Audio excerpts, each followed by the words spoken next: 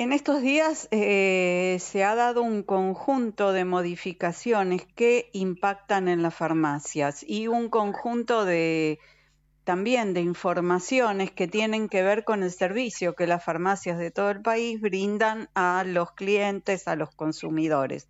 Por un lado, hay toda una polémica por el precio de los medicamentos, que lamentablemente no lo ponen las farmacias, sino que son los precios que reciben de los laboratorios. Y eso está generando la política del gobierno de abrir la importación de medicamentos. Por otro lado, se está desregulando a los medicamentos de venta libre, que podrían llegar a venderse en otros lugares que no fueran farmacias, kioscos, multikioscos, supermercados, etcétera, sin tener el resguardo de un farmacéutico.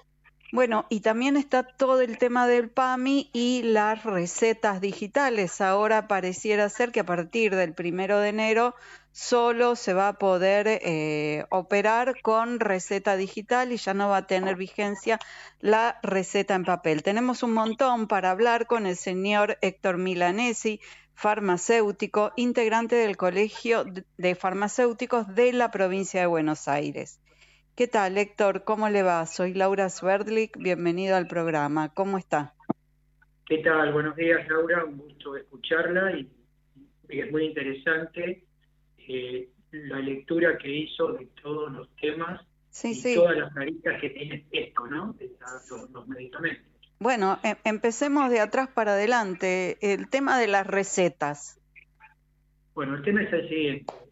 A partir de enero, siempre esto es unilateralmente. Papi lo pone, nosotros somos los últimos en enterarnos, ¿bien? Y los pacientes, nuestros adultos mayores también. El tema de la receta electrónica, nosotros ya hace tiempo que estamos trabajando con receta electrónica, aunque algunos médicos también tienen recetas impresas y también cuando es una atención ambulatoria hay recetas de color azul que son las que por estar en lugares distantes o estar con movilidad el médico yendo al domicilio del paciente, la hace manuscrita. O sea, la electrónica va a ser la más efectiva, pero todavía van a ir circulando, suponemos, hasta que esto se adecue de la mejor manera, las otras dos tipos de recetas. A ver, Pero, Héctor, sí. explíquenos, porque una cosa es la receta electrónica de PAMI, que uno va con su número de PAMI o número de DNI a la farmacia, ubican la receta en una base de datos. Esa es una receta electrónica, pero cuando uno va a un médico privado o de prepaga o de obra social, ¿qué significa receta electrónica? ¿Que le mande la receta por mail? No, receta electrónica significa que la cuelga en una web en donde Sí. nosotros tenemos ingreso a eso y después el paciente en general tiene en el celular un token para que nosotros podamos autorizar esa receta. Ajá. ¿Bien? O sea que es lo que es una plataforma que debe tener el médico y nosotros directamente se la bajamos con un servidor, se la bajamos de la web. Eso es Esto una quiere receta. decir que la farmacia tiene que tener acceso a una cantidad enorme de servidores. Entiendo que uno por prepaga, uno por obra social, uno por PAMI, son todos servidores diferentes. Claro, el tema es que digamos, nuestro servicio en la farmacia, nosotros tenemos un programa, ¿bien? Que es un programa de gestión en donde ya tenemos cargadas todas las obras sociales que esa Ah, farmacia puede atender o prepaga. Entonces, cuando ingresamos en la prepaga A, por ejemplo, nos trae la receta electrónica de esa prepaga, porque los servidores están comunicados, ¿ok? No sé si entiendo. está Sí, es como bien. un hub, un concentrador Muy bien. de toda esta información. Bien, y esto a su entender y en su experiencia, ¿facilita la venta? ¿Facilita ¿Cuál es la ventaja que trae respecto del papel? Lo que vemos nosotros es lo siguiente. Lo primero, que facilita la lectura de la receta. Ah, Al ser electrónica, también tiene letra de imprenta y de una máquina. tema no eso es el menor, primer punto. tema Que no es un tema no menor menor, que no con va a los haber errores médicos. en la defensa. Muy bien. No hay errores en la defensa porque la lectura es perfecta. El Sí, segundo punto es que el paciente, si es crónico, no es necesariamente que tenga que ir al médico personalmente, porque el médico la cuelga en la plataforma y nosotros la bajamos directamente, entonces el paciente no tiene que estar deambulando. Esa es otra de las ventajas que tiene. sí, ¿Bien? Ahora, también tiene desventajas porque puede pasar en el interior de la provincia que no funcione bien internet o bien que se caigan los servidores, que ha pasado mucho tiempo esto con PAMI, o bien que sea un adulto mayor y, por ejemplo, algunos no tienen crédito en el celular porque no tienen que dar un toque, bien como los sí, bancos, o bien que no manejen bien la parte informática en nuestros jubilados, entonces eso complica un poco. En general, nosotros los asesoramos y nos traen el celular, lo tenemos que hacer nosotros, ese trabajo para que nos pasen o el número de receta o el token. bien. Bien, Eh, esos son, digamos, los pros y los contras que tiene.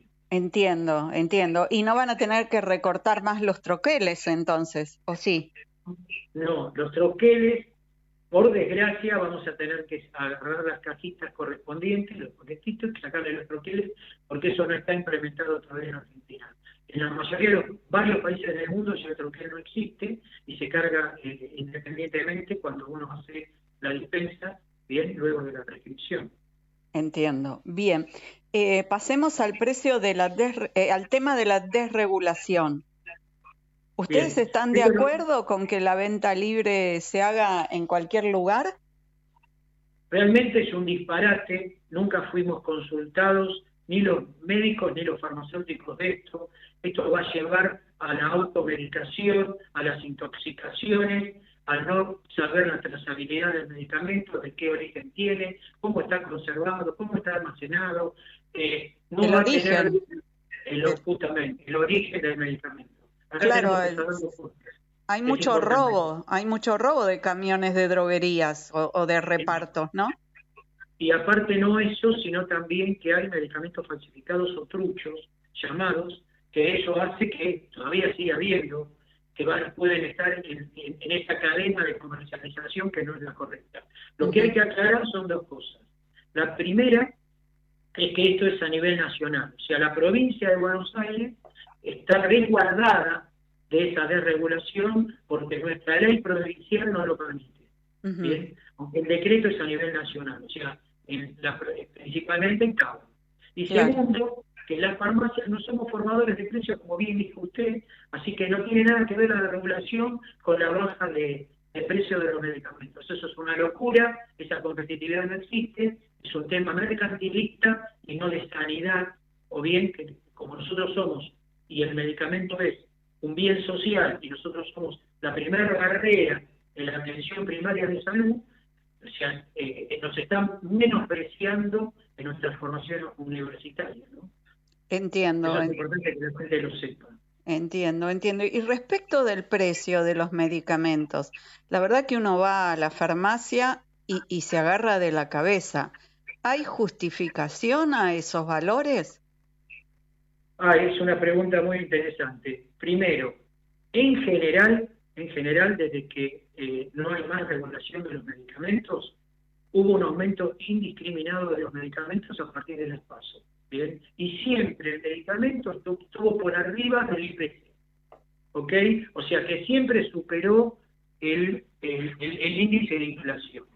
En general. Ahora más o menos están casi a la par, pero están un poquitito más por arriba. Las farmacias no somos formadores, los ponen los laboratorios, pero es algo que en la Argentina, bien considerando también el valor del dólar y el ingreso per cápita de la población, los medicamentos son más caros en Argentina que en varias partes de Latinoamérica y del mundo. O sea Claro, que no tiene su justificación. En un tiempo lo tenían, entre comillas, por el tema totalmente que era el cepo, que ellos tenían que triangular para poder adquirir unas drogas, que las drogas no se producen en Argentina, la mayoría vienen del exterior, que eso es un tema que después vamos a hablar de la importación de medicamentos. Entonces, ¿qué pasa? ellos como no podían girar el dinero, tenían que utilizar el blue y hacer unas triangulaciones, entonces ellos suponían que el valor del dólar iba a ser tanto, o estaba por arriba del oficial, o etcétera, etcétera, entonces el valor del medicamento era realmente descontrolado, ¿no? Ujú. Y ahora que el dólar bajó y que la brecha cambiaria es menor, ¿algún precio se redujo? Ninguno. Que sepa, ningún medicamento ha bajado el precio, sino que sigue aumentando, como les decía, casi por arriba del IPC. Ujú. Así que Y todo... liberar la importación de medicamentos, algo que también está instando, estimulando a hacer la provincia de Mendoza, por ejemplo. Perfecto. ¿Es seguro para los consumidores que vengan Eh, medicamentos de cualquier lugar? el tema es el siguiente.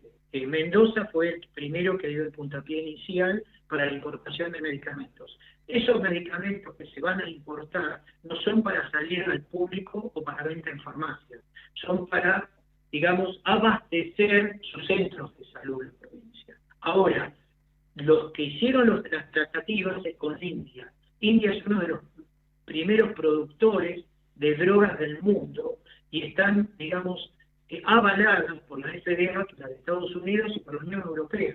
O sea, realmente la calidad y la potencia son de primera línea.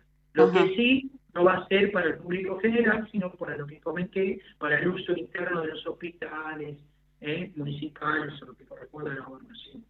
Y en su experiencia, pasamos al último tema porque ya tengo que ir cerrando.